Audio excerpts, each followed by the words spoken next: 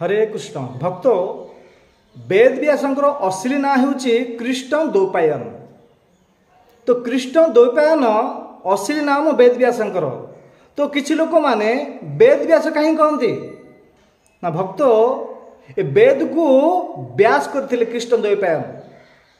वेद विशाल आकार गोटे वेद थिला विशाल आकार थिला आउ ये कृष्ण द्वैपायन भाविले कि संसार लोक मानकर आयुष बहुत कम ए कलिजुग लोक माने अध्यात्म उन्नति प्रगति किमिति करिवे ईश्वर को किमिति प्राप्त करिवे बिना वेद शास्त्र न पढ़ी किए तो जीवन यापन करि परिबनी भक्ति करि परिबनी।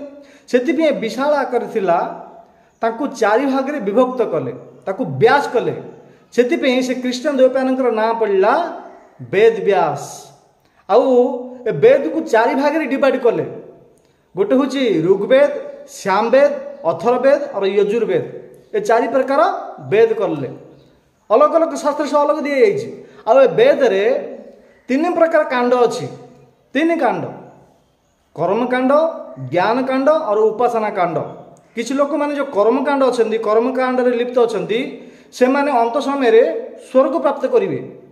और जो ज्ञान कांड किछि लोक माने अच्छे से माने मते स्वर्ग प्राप्त करिवे। आउ जो अच्छे किछि उपासना कांड वाला लोक जो अच्छे से माने वैकुंठ धाम भगवान परम धाम वैकुंठ धाम को प्राप्त करिवे। तो ये वेद रे तीन प्रकार कांड अच्छी वेद विशाल आकार थिला चारि भाग रे विभक्त कले आउ तीन प्रकार कांड मध्य अच्छी किए को कांड रोचंदी किए बहुत लोक कर्म कांड रोचंदी किछि लोक ज्ञान कांड रोचंदी आ बहुत अल्प लोक जो उपासना कांड रोचंदी। आ भक्त जे उपासना कांड रहिबो सेही अध्यात्म उन्नति प्रगति करि परिबो भगवान ईश्वर को प्राप्त करि परिबो।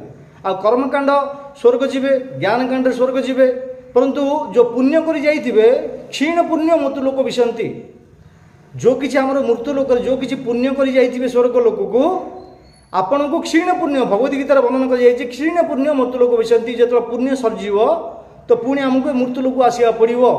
जमी को व्यक्ति 2 वर्ष 3 वर्ष आउट ऑफ कंट्री अमेरिका जाइथिबो तार वीजा सरीजीव तापर अमेरिका सरकार कहयो कि तुम वीजा सरीगला 2 वर्ष 3 वर्ष आसथिल आनिथिल आ तुम वीजा सरीगला तुम जो जगह आसीथिल से जगह चली जाओ। से प्रकार आम जो किछि पुण्य दान दक्षिणा करथिबा पुण्य करथिबा तो आम स्वर्ग प्राप्त करिबा।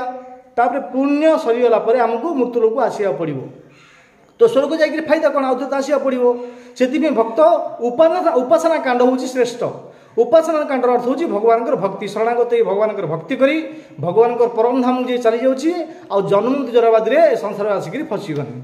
से उपासना कांड लिप्त रुहतु निज जीवन को सार्थक करूँ। हरे कृष्ण।